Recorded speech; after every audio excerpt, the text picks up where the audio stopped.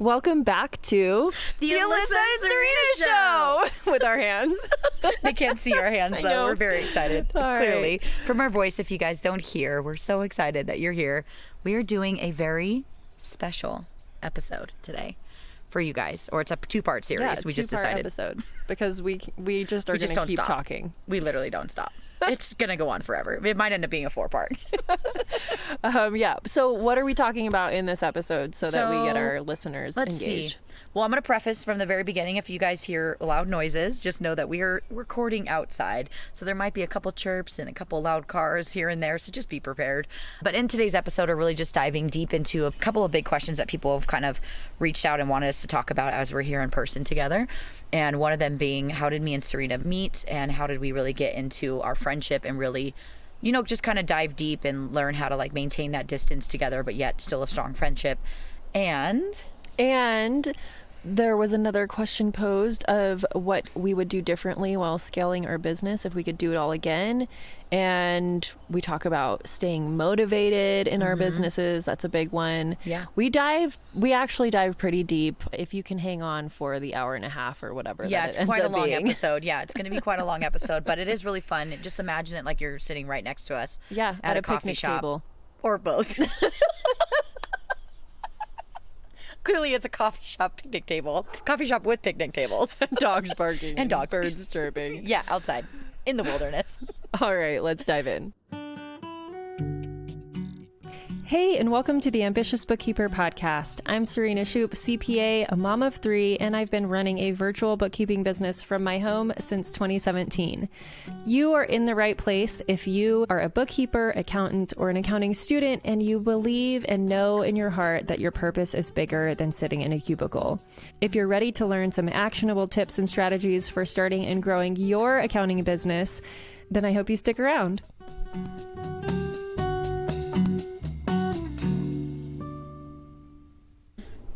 Okay, welcome to the Alyssa and Serena Show. Yeah, I like this name of the show. Yeah. Yeah. It's because it's going to air on both podcasts, so we didn't really know how to intro this, but I'm Serena Show, CPA. I don't ever introduce myself that way. I know, it's really weird. Okay, her name is Serena Show, CPA. She's the owner and founder of Ambitious Bookkeeper and also the Ambitious Bookkeeper podcast. Let me see how many things I get right about you. Okay. And also like this. the owner of her own firm, which is, of course, bookkeeping, but used to be called Serena Show, CPA, only because that's still your contact in my phone since the first day we met. I just need to finally change it. I know. And she's awesome. She's a mom of 3. Mm-hmm. And that's it. That's it. That's all. That's everything about me. Yep, that's it. That's all. There's a lot of things, but I don't know if I could share all the things. And I'm joined here today by Alyssa Lang, the owner and founder of Workflow Queen and her firm, Magnetic Bookkeeping and Consulting. Mm-hmm. And if you've been in either of our worlds for any amount of time, you've probably seen us do some collaborations together. I am currently in Arrowhead. Do you say Arrowhead or Lake Arrowhead? I say Arrowhead. Okay. Like when I'm introducing like where I live. Yes, Yeah. Arrowhead. I'm in Arrowhead, California, on Alyssa's back. Do you call it a deck or a patio? I think I'm like all concerned about how I'm referring I think to my mom things. calls it a lanai because she lives in Hawaii. So she's like, it's a lanai. And I'm like, okay, well, we talk in normal. So we call it a patio. So yes, this is my secondary patio. So it's like the back patio is probably what I would say. Yeah. I was visiting someone recently and they have a situation like this where it's like elevated in the forest. And I called it a patio and he was like, it's a deck. Oh, I don't care what you call it. You can just call it like the hangout zone, Harley's area. So right now it's a podcast recording studio. We can get our mics. Yep. And our computer. Just got down at the lake. It's been such a good day today. Yeah, we were ambitious. We were going to do a video podcast, but both of us decided we didn't want to get ready for that. I also have hair like Tarzan right now, so it's probably not smart to be on video. There's a no makeup situation happening. But we showed up. That's the most important part, Yeah. because I feel like we always try to feel like, I'm sure other people listening too, just always have this feeling that they always need to be perfect and everything needs to be great and like, I got to do these videos. It's like, sometimes just show up as yourself. It is what it is. Or do it in another way where you still get the same output, but different input. Yeah. Love it. Yeah. I'm here for it. Me too. Which actually kind of rolls into our first question. So I kind of like polled the I people. polled the people. I was going to use a different word, and my brain just doesn't work these days because I'm getting old. But yeah, I like kind of sporadically was like, oh, I should just poll the audience and be like, hey, we might record a podcast while we're together. Drop your questions that you want us to answer. And one of the questions that came in was, how did your friendship develop? I think this is a really good one to start the podcast, and then we'll roll into like more tactical businessy stuff. Yeah. But it was, how did your friendship develop and how to keep up with the distance? So part one of that question, how did our friendship develop? We kind of like what you were just talking about is like showing up as yourself and authentically. We were kind of talking about this while we were floating around in the lake. Like, what should we talk about when she was getting bit by fish today? Yeah, I totally got bit by a fish. I didn't know that was possible. I was like so trusting of the lake. I'm like, this isn't the ocean. There's no jellyfish. There's no sharks. Surprise. The fish had the rainbow blue gill. I don't even know how to say the fish name. The bloop, bloop, bloop. So we were talking about like how we were going to talk about this podcast, and I was like, oh, this question came in, and we started talking about what it was like for us as like our friendship, like, one flourishing. What were the secret ingredients that seems to be that a lot of people can't figure out how to find, and not saying it's not possible, but it is. But like, what was it that we were kind of bringing up to our own like recognition of like how it came up? You know what I mean? Yeah. But that was all you though. Yeah, you and that was me. But we were talking about, which is so out of character, honestly, for me. Yeah. But it was the beginning of 2020, I think.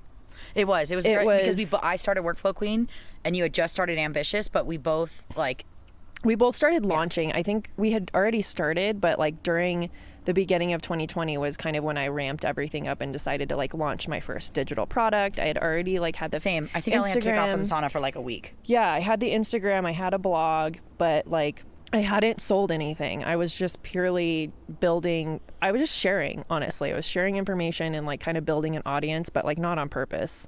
Yeah. Not intentionally. I just was trying to create this community. And I found you on a hashtag, I think probably like a bookkeeper or workflows hashtag, literally. Back when I was doing my own social media. Yeah, back when you were back when we were just children. Back in my day. In 2020, it feels like 1,000 years ago. And I was like, let's see who else is like posting stuff on these hashtags back when hashtags really worked. And you popped up, and I honestly remember the first picture that like popped up in that feed was a picture of you with your first Yeti microphone.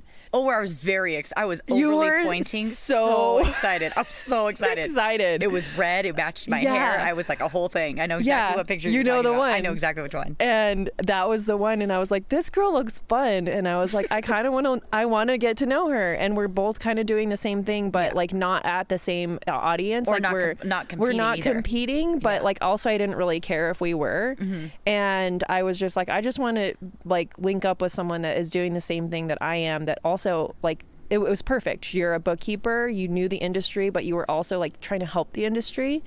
And I was like, she looks fun. she looks so cool. I want to be her friend. And so I just DM'd you, and I was like, I don't remember exactly what I said. I remember you found a screenshot. I remember you went all the way back at the 4 years of conversations, and you finally like took a screenshot of it. Yeah. That would be really cool to recover that. I probably have it as like a video in my... And like a story somewhere. Yeah, in my camera roll. Yeah. And yeah, it was probably something like, hey, like, I think you look cool. It was probably awkward as hell. Yeah, it probably was. I don't really remember it, but I remember like, from my perspective, I, at that point, like started to gain traction at Workflow Queen, that people were noticing that I had a lot of pitches, a lot of people on like trying to reach out and being like, hey, can we collab, or can we do this, or how can you be on my program, or like pretty much how can you help me to everybody else who was talking to me. And I think the reason why, and that was kind of gonna flow into like how it would naturally happen, because like I said, there's so many people who come my way, that what was so significant about you that like made me like okay with it, I think it was one, like looking at your profile, like you showed up as yourself. I could see your face. That was a big thing. I do remember that. Because it wasn't like, you know, a lot of profiles, like especially in our space, a lot of people are so shy and want to hide behind the camera. I get it, dude. I'm going through that phase right now in my life where I don't want to be on Hence camera. We're not on camera right now. That's why. Because like anyways, it's a whole nother topic for a whole nother day. But I just remember like looking at your profile and being like, well, one, I also think I had stumbled across your blog. Remember, like I was telling you one time, like I stumbled across it, something about Dubsado. And it was a long time ago. This is when it was Serena Show CPA, and you had like a blog, and you were just like helping people on my bookkeeping website. Yeah, and it was just like because you wanted to just help other bookkeepers, and it just happened to be like one of your top blogs or something. And I just remember like being like, I feel like I recognize this name or something.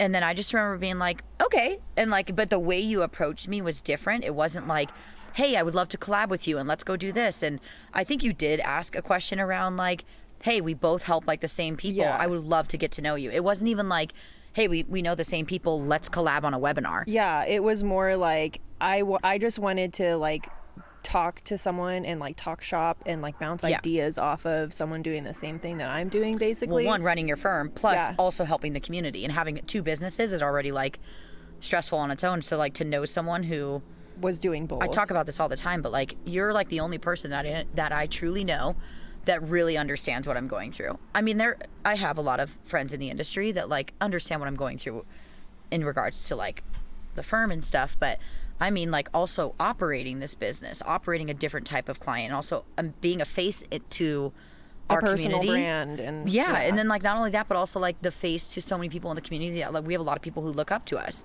I mean, granted, yesterday, as of the day we were recording this podcast, yesterday we went to lunch with Brooke Swan, and we met someone who actually is a team member of several of our students in our programs, and that we personally know. And she was like, oh my God, it's like seeing celebrities. And we forget, but like we carry the weight in a different way, not just for our clients, but also for a big part of the industry, that it feels like a lot. So you're the one person that I know I can really relate with, because you get what you were carrying and what is overwhelming. So I think that's why I really connected with you.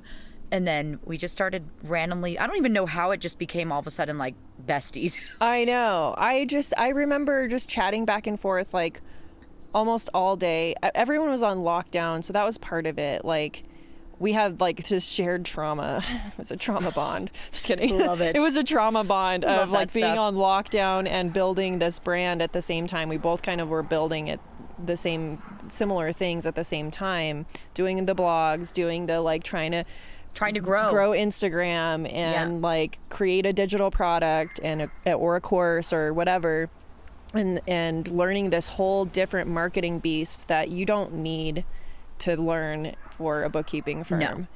And just being on all the time in the face of something so like I mean, I had no idea that things would get as big as they did. It was really just like a passion project. Yeah, it was same for me. It literally just kind of blew up in the most beautiful way. Yeah, and I have so much dedication to stuff that like once I start a project, like I'm still here, y'all. Yeah, you like know? I'm not going away. We've seen the people come and go in the industry. Yeah. I just have too much, like, not that I have too much at stake. It's just like for my own personal, like seeing something through. And like, but anyways, so I just remember chatting back and forth because you knew what was happening, and we would share like, oh, I'm doing this for like, I think we talked about Facebook ads at one point, and like we were like, we should do an Instagram live together. That would be so fun just to like chat. And I think that was like our first thing together was like, and I think it was around when the very first time I ever launched Kick Off with Asana. I think we did our Instagram live. But we just kept connecting, and then like we would do random Zoom calls. Like that's kind of where it started, where we get on Zooms, and then we would talk about our firm, but we'd also talk about like these companies, and like we would just keep going all these ideas, because at that time, for anyone listening, when you're first starting your business, you definitely have like an overwhelm of ideas, and like you really need to get it out, even if it's like sometimes it's not the same when it's like a husband or a boyfriend or a friend. Like they really need to understand how to like go back and forth with you and like really understand what you're saying to be like, yeah, it's a really great idea. It's not crazy.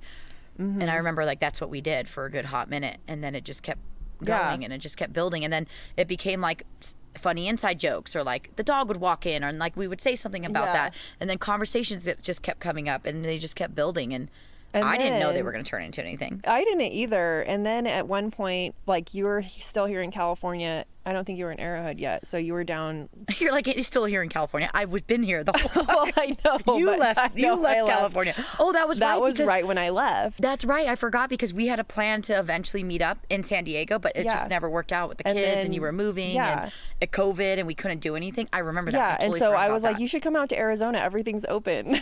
Yeah. And so you did. We met up in Phoenix, and you booked a room. I did. And then this is how we became close friends. Yeah, this was This is how we really became super close. So what happened was I went to go book the hotel room in, was it Scottsdale? Yeah. Okay, so it was in Scottsdale, Arizona. I go to book the hotel, and I swear to God to this day that I thought I pressed 2 beds. No, I just picked one big king bed. And so we like arrived. I think it was like right before we got there. I was like, I've got to tell you something. Like, I know we haven't met in real life, but when we do, we kind of have to sleep in the same bed because I kind of booked a room that's like just one single bed. And Serena's like, okay. Like, it wasn't like a problem. We got our room and we just passed out. Like, it was not a problem, but it was just really funny because it was like, well, we're about to get real close here. Yep.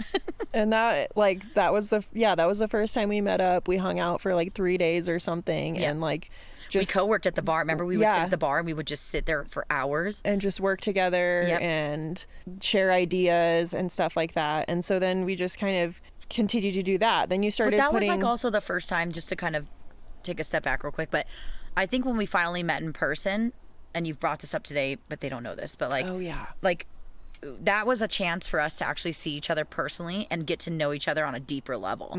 It wasn't just a business. It was also seeing your weird quirks, like of you dancing. I still have videos of dancing, like you dancing. Like whistling while I work. Yeah, like, they're whistling and the chewing of the mouth. Like, I can replicate everything that you do when you co-work now that I've been around you so many times co-working. You definitely have habits. I do the same. I'm like, I start doing like weird shit with my teeth. It's all bad. But that was like the first time that we also got deep into like relationships, life, what's happening at home, what, you know what I mean? Like, and I think that that's because like you feel safer when you're not like on a recorded Zoom call. Like, it feels a lot safer. So I think that was the opportunity that we got to be like, let's get serious. But then like, man, we've been like strategizing for 8 hours. Let's go to like the bar and have cocktails. Remember we had those little shots out of the rubber duckies? I was so excited about that. We had way too much fun. But yeah, we got to let loose. We got to be a different version of ourselves, like in front of each other and have a good time. And then like over time, it's just not stopped. Yeah. So to answer the question of like how our friendship developed, that's how. And also like to keep a friendship going, like how do you keep up with the distance? This is just like any other relationship. Like you still have to, like, it's a two-way thing. Like you have to show up for each other. Although like we give each other so much grace, as you should for many friends. Anybody, any relationship. If like people have personal stuff that happens, people get busy, but when you do get together, I'm sure anyone listening has a friend like this. When you do get together, it's like you never skipped a beat. Like when I got here, I was like, has it literally been a year since we've seen each other in person? I literally felt like you were just here the night before. It was like, and I even said something. I was like, it's so weird. Like every time you're here, it's like I felt like I just saw you like literally like a couple days ago. When it's been over a year. Yeah, it was since my birthday, because last year my birthday I spent in Prescott. When we went to the lake. Yeah. I remember, and then I left. I had my travel trailer for like a month. Yeah, that's crazy. It's been a year. Yeah. But that's kind of how it like went down. And I think that for us, the big message was just be yourself. Just show up authentically. And don't be afraid to tell your problems, because I think that's a huge thing. I think me and you both were not afraid to tell each other what we were actually struggling with, like in the business especially. And then I think we got deeper as we like knew in our life, like what we were like disconnected with and stuff like that. But I think that that's where, for most of my really close friendships, is always like, don't be afraid and always give more than you take. But then also know when, like, because I've been taken advantage of by people in the industry that I thought were going to be my friends, and then it like fizzled out. But like you said, we keep up with each other. But then literally for like a good 5-6 months, we both kind of just disappeared.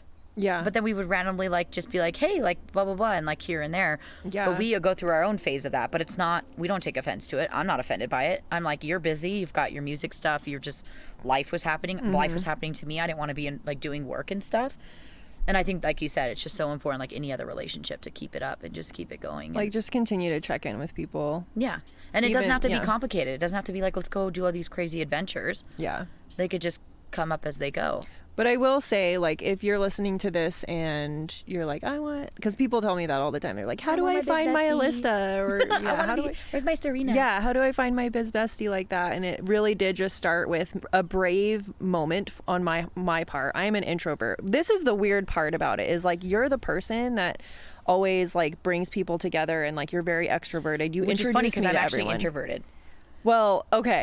I just have to exude myself as extroverted, but I'm really truly, I like get like social anxiety. Okay. Like, but people don't know that because I feel like I've had to force myself to do it. So I just totally embrace actually being awkward and socially anxious. She's still awkward, and like that has not changed. And I have a very hard time going out of my way and starting conversations. It was easier online as a DM for sure. But like, don't be afraid to just like put yourself out there, and someone may or may not be receptive to it. Yeah. And if they're not receptive to it, then they're not the one. Like they're not the one. They're not the one. They're not your soulmate, your biz soulmate. Yeah. No, absolutely not. So try again with someone else, and then just keep up on your end of like continue to reach out once you've established something, and make time to do a physical like in-person meetup for sure. It doesn't have to be right away. It could be a couple years, and we understand the whole financial thing, but we made it cheap and we made it easy for us to meet up. I think I flew to you drove. It was easier for me to go because you have kids, so I can kind of just go whenever, you know. Yeah. And then you started putting on your retreats, and I came out to those, and so we got more like, you know, FaceTime with each other and then all BKX. that. Yeah.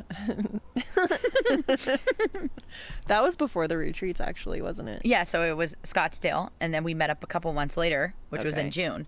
Because I think we met up in Scottsdale in like March or something like that. And then it was June, which was BKX, where I was speaking. And then you came in, and we just had a little too much fun. We got to meet, that was like the first time me and Serena got to meet our students. Yeah. Like in person. And I think all of us were very, very excited, and there was like alcohol involved, and it was like a whole thing. But it was a lot of fun. It sounds so bad. But it's not even that bad though, because like it was like a sponsored event. I don't remember. I think it was Melio or something. Relay? Was Relay sponsored that Keeper, mixer. Right? I think it was Keeper and Relay. I don't remember what it was, but I remember everyone wanted to buy us drinks, and they were like, Alyssa and Serena's here. And they were like pulling us everywhere, and we just had way too much fun. Literally just too much. And then it was just like a next day I had to speak, and it was all couldn't bad. even function. But it was cool though. It was like she was there to support me while like she could have gone to the conference. She was there you were there for me. Yeah. While I was trying to speak and freaking out. Speaking on stage, literally like the last person to talk to me would be like, just breathe in your mouth, or whatever you said to me. I don't even remember what you said to me, but I was your nose out through your mouth probably. And I was so stressed. She was like my little hype woman with the camera and smiling and nodding at me. Yeah. It was great. And then after that was the 2 retreats. Yeah. I think the Nashville one, and then I know I've seen you before. Yeah, then. and then I feel like I did another thing. You made a couple trips out to see me. You came out last summer, but you came out the summer before that too. Because then that's when I bought my travel trailer on a whim while I was visiting you. Because I was like, I'm going to camp across the U.S. And you're like, why don't you just buy a travel trailer? And I know. It's like opened up a can of worms. Next thing you know, I'm like, where's the RV place? And Serena's like, I've like fed the monster on that one. I was like, why are you buying camping stuff? Why don't you just like buy an RV? And then I was like, ooh. I need to live vicariously through you. And then I did. And then I ended up staying with you. I literally stayed the first night in my travel trailer in your driveway, and it was 4th of July, and then we went to Watson Lake. And then I took off, went to the Grand Canyon, then I went to Idaho, I went all over, and then came home. And then last year I was like, got snowed in from that storm.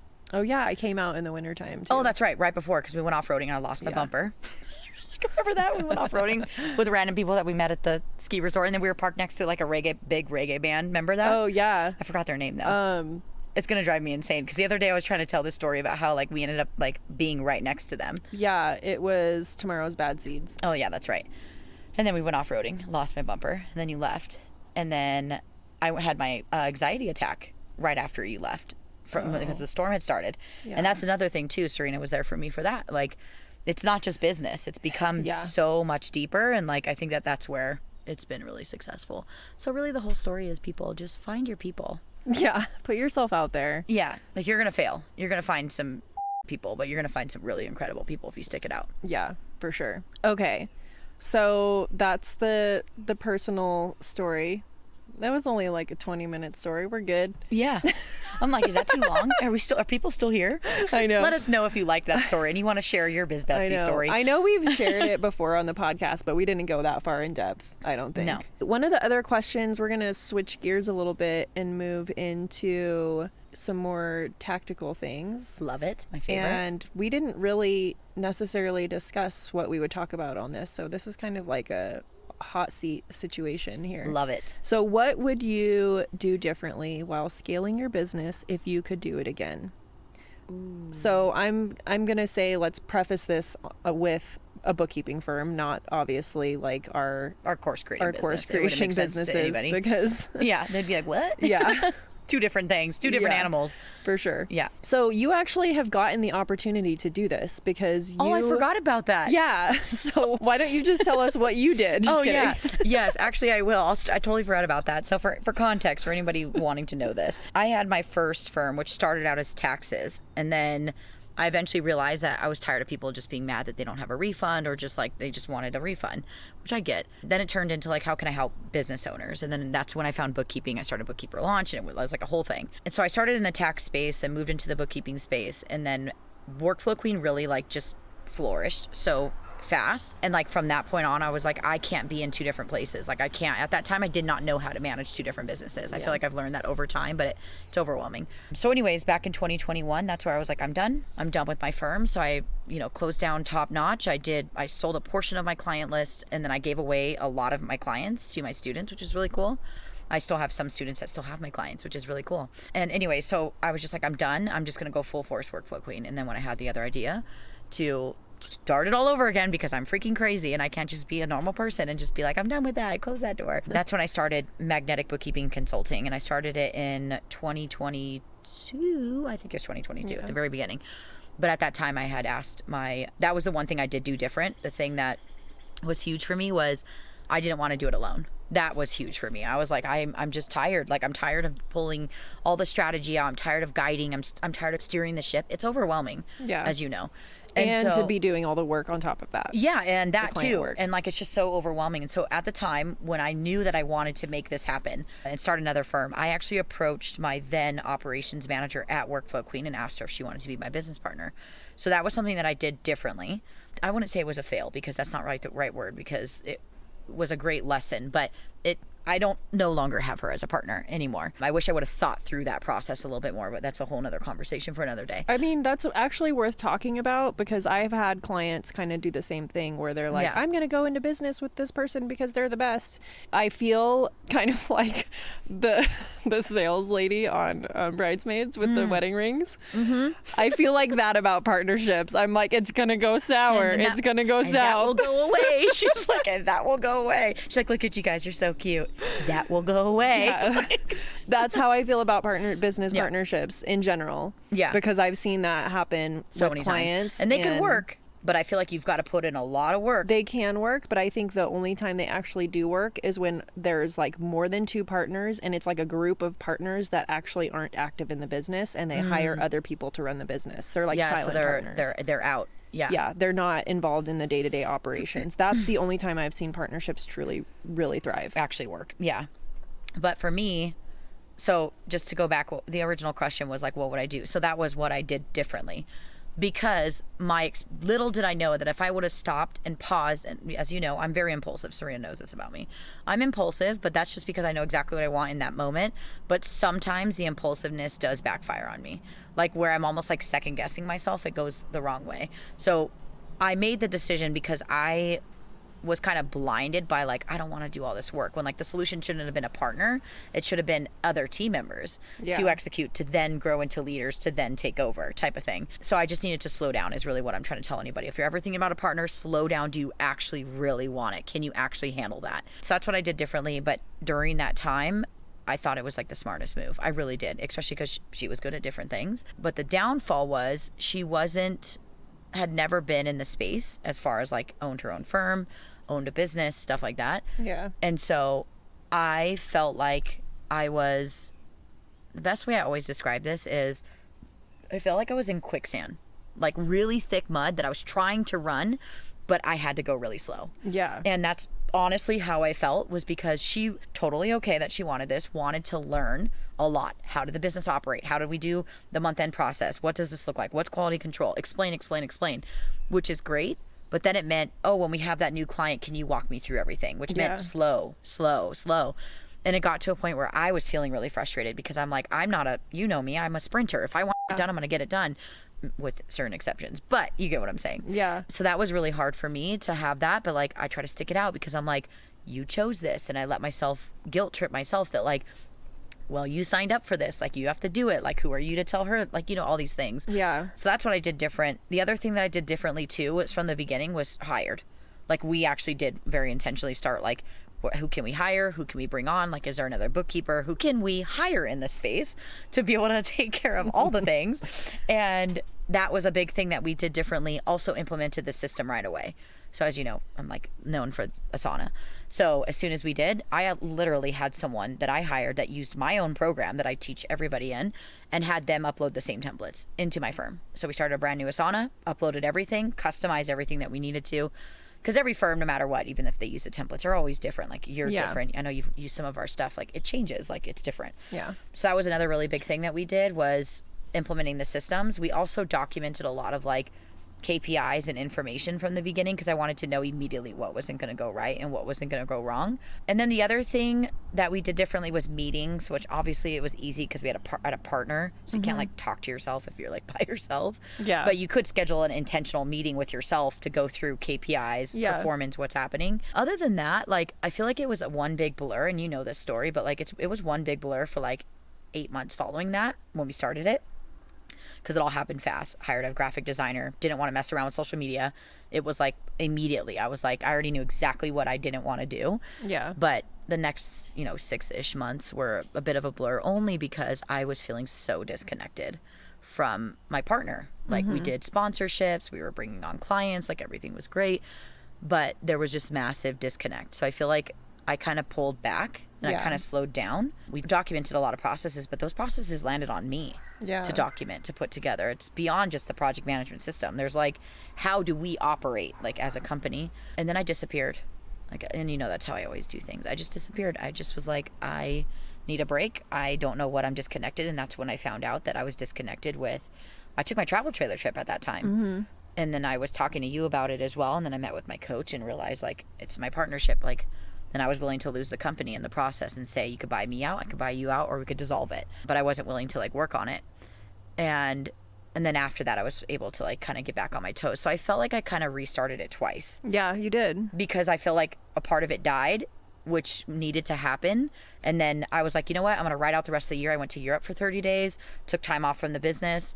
That team member, because she also worked with me at Workflow Queen, ended up quitting as well at Workflow Queen. So I lost her not only as a partner, but also, and I knew I was going to risk that with the partnership change. Yeah. And then it was 2023 at the beginning of the year. And I was like, I'm just going to coast the rest of the year. I'm not going to try to push anything. And then it felt like I was rebirthed. It felt like new energy, and it was like a new year. And like, then I changed everything, and everything was like, now it's moving fast, and now I can change whatever I want. I don't have to get approval. Yeah, you don't have to double check. It's been so nice. It's been so nice. But that's what I kind of did different, was I did one major thing that I did differently that I wouldn't say regret, because everything is a lesson. Yeah. But I do, because I feel like I lost 2 years of our firm because there was just so much like friction. Best way I can describe it. Yeah. Should I try to answer this question? Because I've built my business in such an intentional way and slowly that I don't think I would do anything very differently.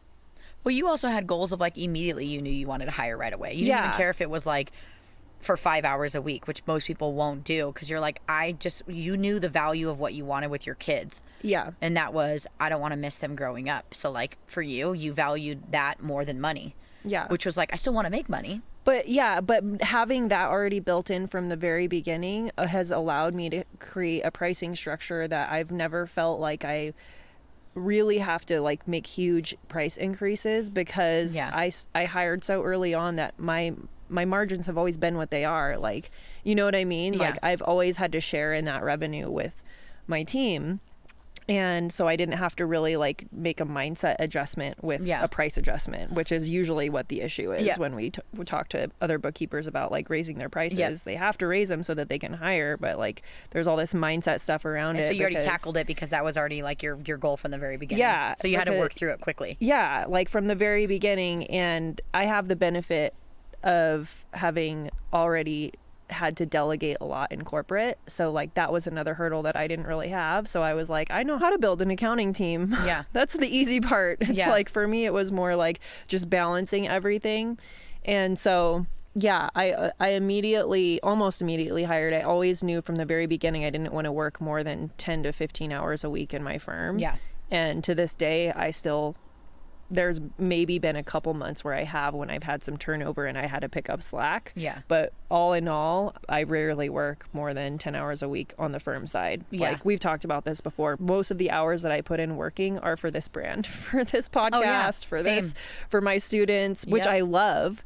And the only reason I'm able to, sometimes it can be draining, but it's like, it's that passion behind it that allows me to keep the energy going. But let's talk about this. I think the staying motivated piece. Oh, fun stuff. Yeah? Yeah. You ready to dive in? I'm motivated. You're motivated? I came out here literally to motivate her. No. Yeah, for real. I think for real. I don't even know how it ended up happening. Because you'd been traveling a lot. We generally get together in the middle of summer in July. And so it's like kind of a tradition. And I was like, you know what? I have space in my calendar. Yeah. And I was like, I just can't. I asked you as a friend. I was like, I cannot come to you this time. I like really need to be home because I'm traveling a lot. And so I was like, I'll come out there. Let's do like 5 hours. Let's do it like next weekend or whatever. Yeah, so I was like, perfect. Cool, it works out. But I was telling you before you came out here that like I've been struggling. So to give people context listening, I literally, today is the day I actually got back from 3 weeks unplugged from the business. Like I was supposed to be in Europe for the 3 weeks, but everything was going wrong. So I ended up coming back. But I was like, I'm not coming back, team. Like just because I'm back and you know that I'm back does not mean I'm working.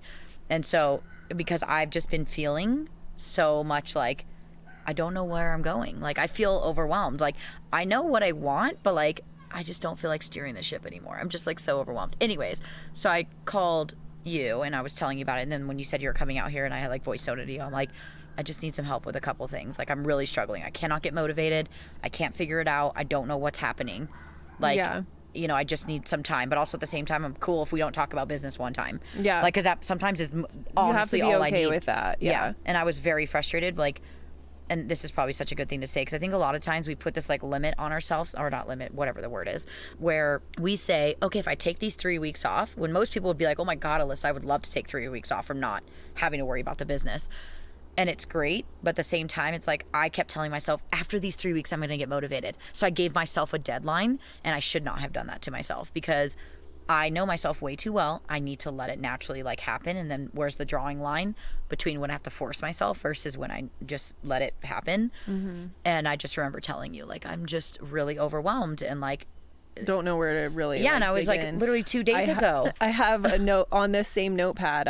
It says Alyssa marketing strategy versus process, because you were like, this is the thing that I'm having a hard time. I need to get like a marketing strategy in place and like la la la. And I was like, I don't know what exactly she means, but after being here and kind of just having regular organic conversations about life and just being in your presence and seeing like where your head's at, your energy and everything, I was like, okay, now I feel like I can come with some suggestions and just like planting little seeds of ideas. I don't even know how it happened.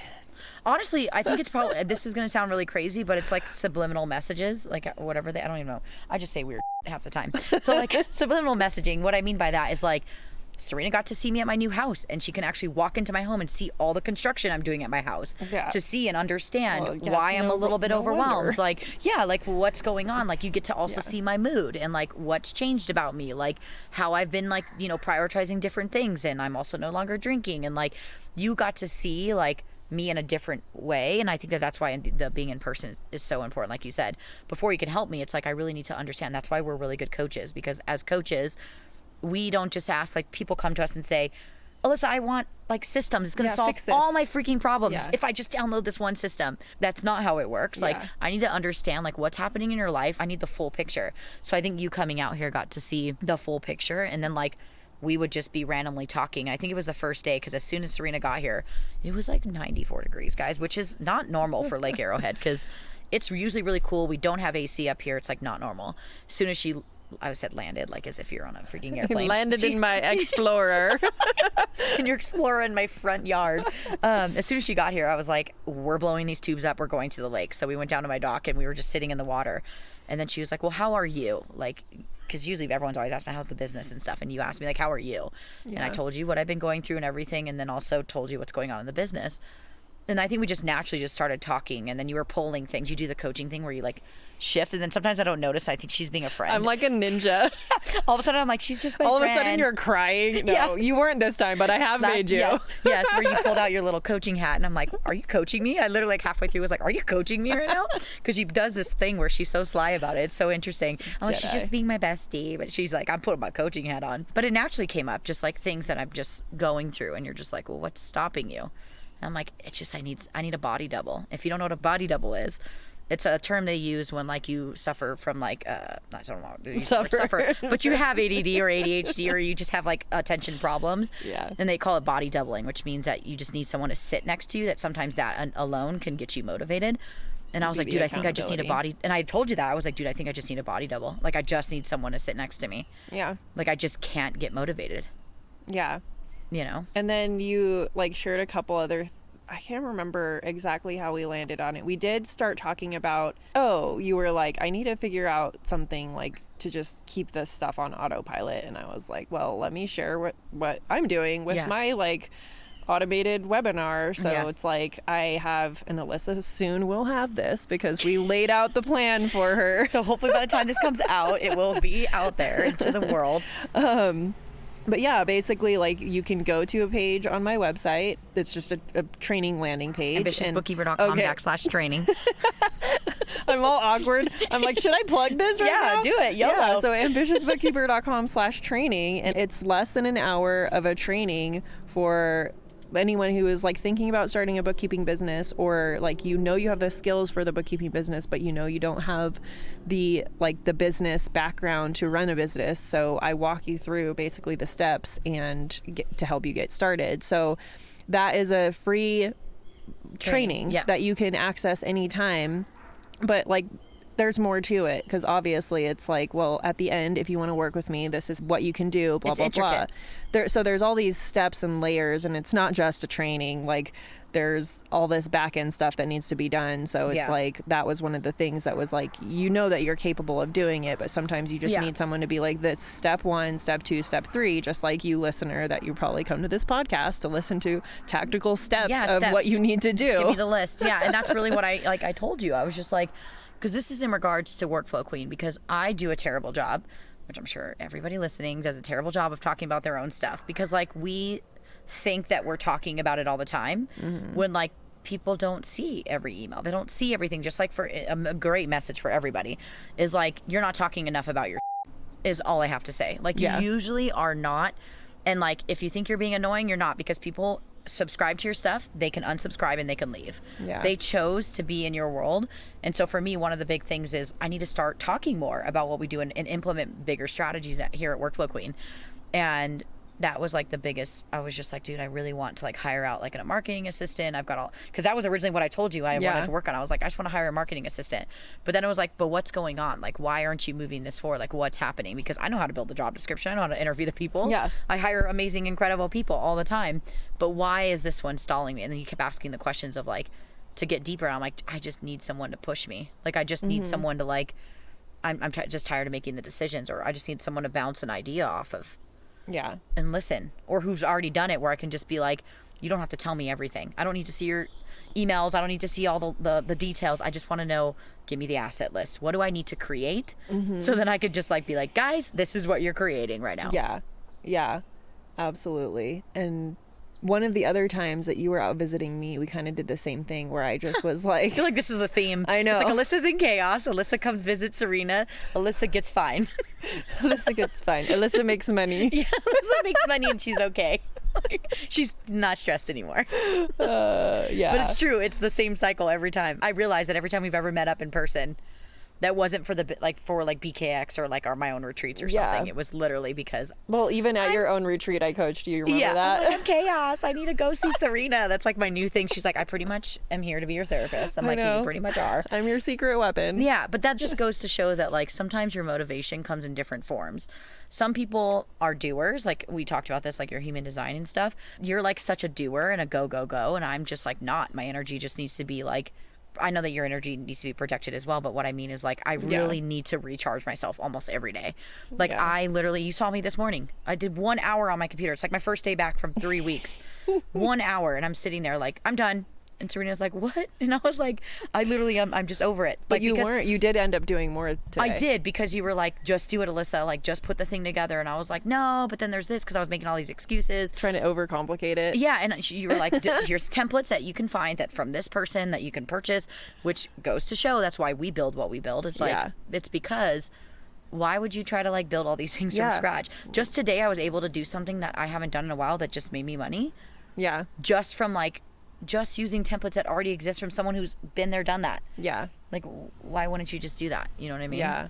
So the motivation that helps with like when you have other resources or people to lean on. Yeah. Community.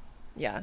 People that can direct you to the right resource, because in your mind, a lot of times we will overcomplicate things because we don't know what's available to us. We don't know that resource exists. And so you feel like you have to recreate the wheel. Yep. Not recreate the wheel, but like create it. Like from scratch. Like you have to invent the wheel. Like when all the answers are probably somewhere or probably out there. And I think that just is like the motivation factor. I mean, I know that you go through moments, but I feel like what I have seen from you, which is funny how we just operate differently, like that, just as humans. We were talking about this today about how we can have the same firm, and I was like, let me see your Notion. Like, I want to see what you're doing in Notion. And because sometimes you just want to see how other people are doing stuff. And it's like, it's so crazy that we can run the same business, but yet have things set up so differently. Yeah. I don't know where I was going with that. I told it like a butterfly. Like it just flew. We were talking about like our energy levels, and like I've definitely for you. That's right. Through. So I noticed that when you go through life pretty like hefty in your life, I noticed that like you're just like, I don't care about not that I don't care about the business. That's not the right word. What I mean is like I relinquish control. Like you're just like, yeah, that's what I mean by I don't care. So your I don't care turns into I just trust the universe. Like that's what I've seen from you is like you just lean in and you're like, if whatever's gonna happen is gonna happen, and I'm gonna let other people take over.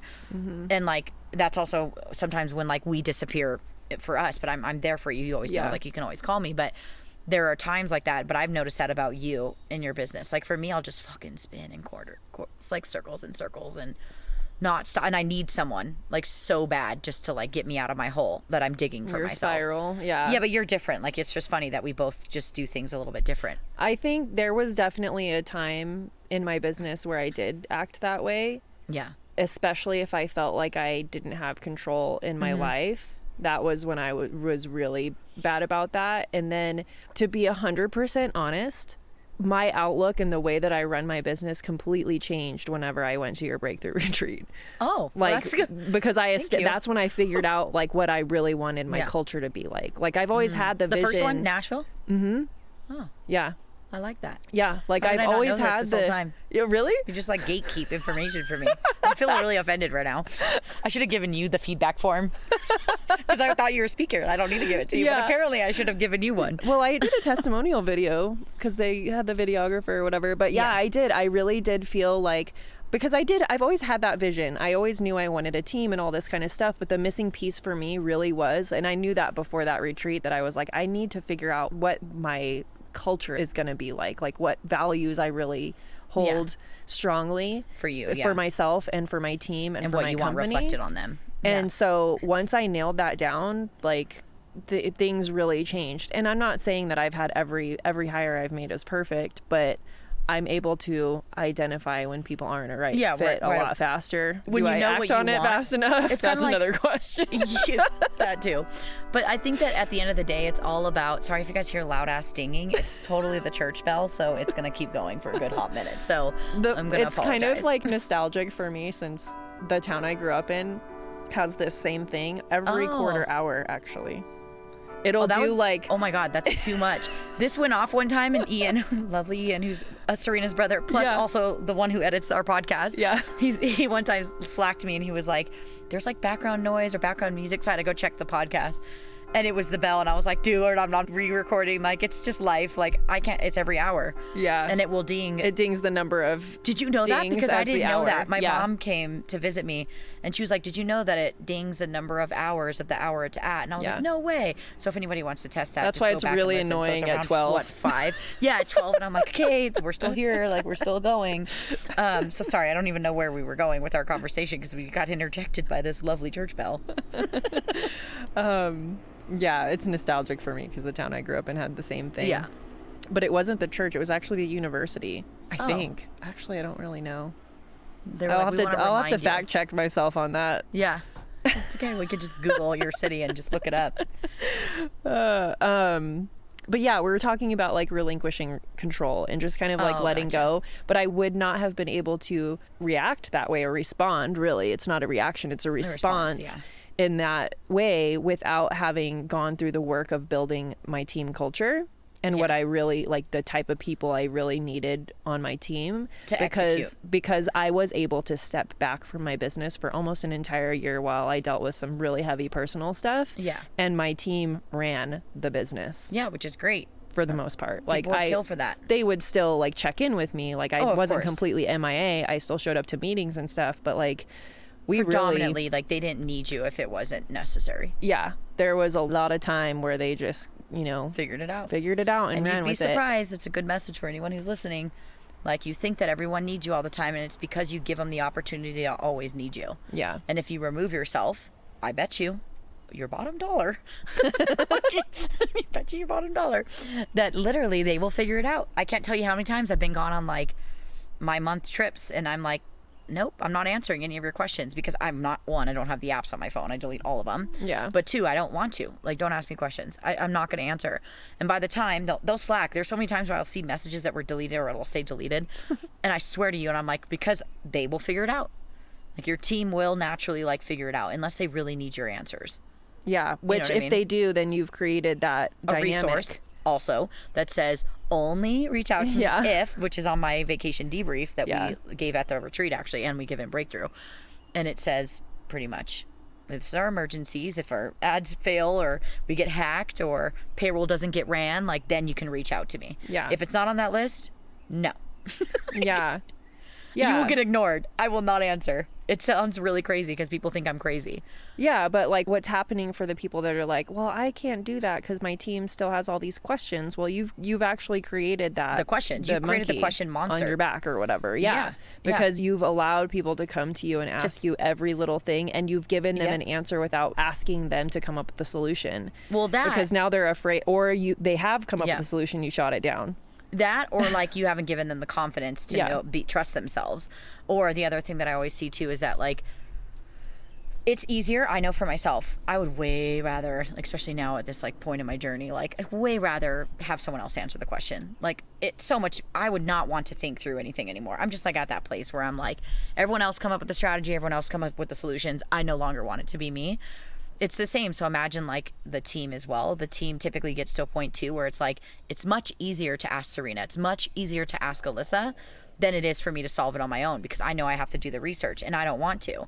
But like, you have to force them. So one thing that we do that's, I say sounds annoying, but it kind of is annoying, but it works really well, is when a team member asks a question, well, what do you think? Yeah. Brooke does it too. So Brooke Swan does it all the time. And she's like, I throw it right back at them and say, what do you think? And then they'll usually say, and usually it's right. Yeah. Usually they always have the solution. They just weren't like really trusting their own instinct. Yeah. Or did you check Google Drive? Did you check Notion? Yeah. Did you check that text message? Like, did we do everything that we could to get the answer to this? Or like the best part is like I have a team member and she always asks me like random questions sometimes about the bookkeeping. She's new, so like I give her some grace on like asking me questions, but she has strict rules and she always has to come up with a solution. And she always will reach out and she'll be like, what's this? And I'm like, well, what do you think? And she'll tell me, and I'm like, exactly. So like, what's the problem? Like, you're fine. Like, and she's like, I know, I'm just like, I'm new and I'm just trying to figure it out. I'm like, I totally get it.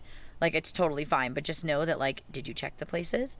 And then not only that, but the one time I remember she asked me a question about like, it was like some sort of expense or transaction, or do you know this? And I'm like, honestly, you probably know more than I do. I don't even touch that client's books because we have our account manager. Mm-hmm. I'm like, I don't touch it. I wouldn't know the answer to that. I'm like the last person that you want to ask the question to.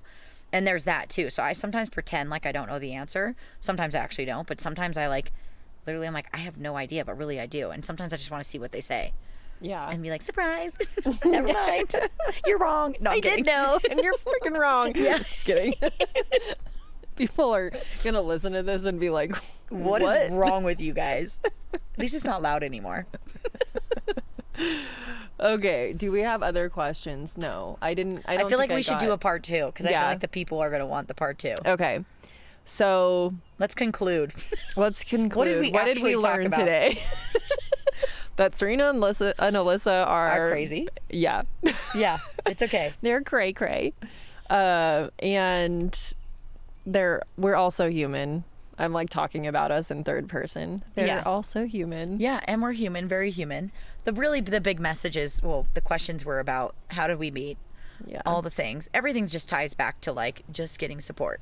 Whether it's support from your team, whether it's support from like people, like find your people, your motivation. Sometimes like you need to look outside yourself, because if you can't find motivation, I've learned this about myself, you've got to lean on other people. It could be like reading, for whatever your energy boost is to get you remotivated and re-excited about your business. Like just know like it never goes away. You won't always be excited. You should have ups and downs. So it's like the major message here. Yeah, and like I remember giving you like a couple different ideas here and there. I was like, well, I know what helped me last year, because I went through kind of the same thing where I was just like, went through a lot of life stuff. I'd taken a step back from, front facing stuff, and I was like, you start to get used to that when you're in that phase, right? Yeah.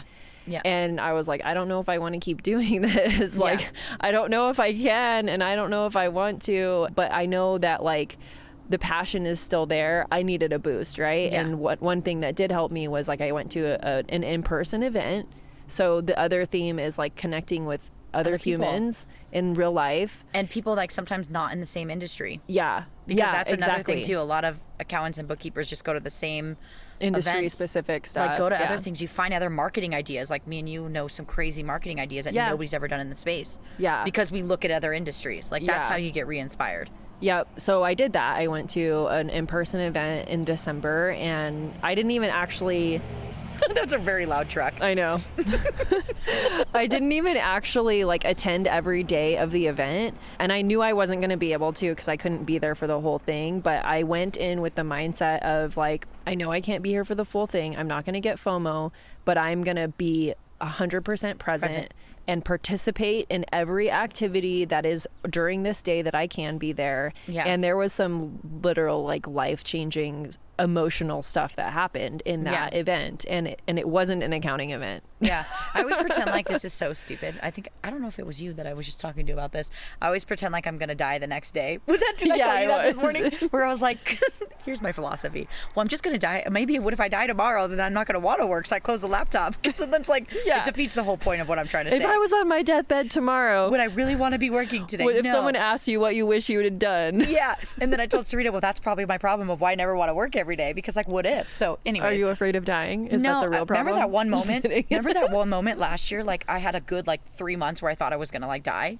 This is some deep, we're not going to get that deep, people. But yeah, I had a good hot minute of like legitimately thought like something's freaking me out. Remember I got my will done and like was freaking out. I was like, death just kept coming up. Yeah, it's too dark for everyone here. Anyways, that's like my life. But I'm no longer feeling like that, which is weird. It just went away like out of nowhere. But the reason what I'm trying to say is like sometimes I go to these types of events and always say like, if I wasn't here in 2 days and I wasn't alive, like you would put yourself and talk to people. Yeah. You're not going to go and like say, I'm only here on this earth for 2 more days. I'm not going to talk to anybody.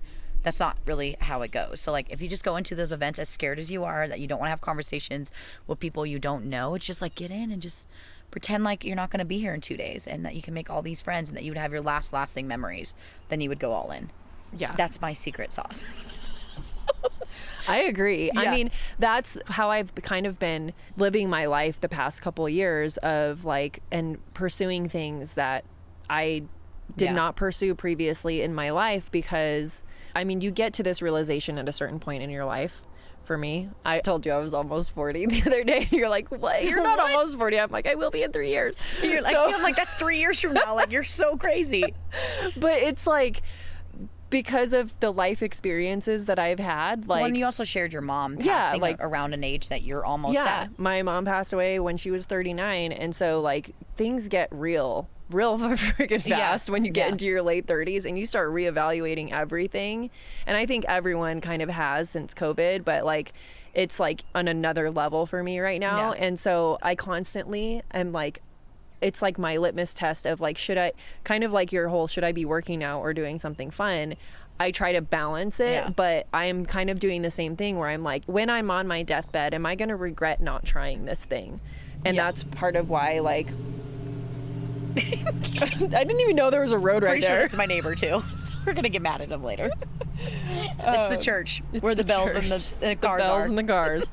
But yeah, that's my litmus test is like, when I'm on my deathbed, am I going to look back at this moment and wish that I had not or had pursued this opportunity? And that's why I've been pouring so much time and energy into my music, because I'm like, that's your passion. Yeah. You're in a different I've season. always wanted it. Great I've always segue wanted for part it. 2. Yeah. Seasons of life. Of seasons of life. All right. See? So that's part what's 2. happening. And what else are we talking about so we get the people excited? Oh, some other tactical stuff. Yeah, we swear we'll talk about tactical things, people. We are going to talk about, because I have had people in my community asking about like setting up SOPs for your firm and proactively delegating, which I think is a really great topic. Yeah. So stay tuned for part 2. Yeah, we'll talk about all the things. All right. And probably get distracted. Yeah. And be prepared for church bells. Yeah, and cars and birds and squirrels. And bears, maybe. I don't know, fish. Fish bites. All right. We'll see you on the next episode. Thank you to everyone who helps make this podcast possible. Content and interviews are produced by me, Serena Show. Our intro and outro music is written and performed by my brother, Ian Gilliam.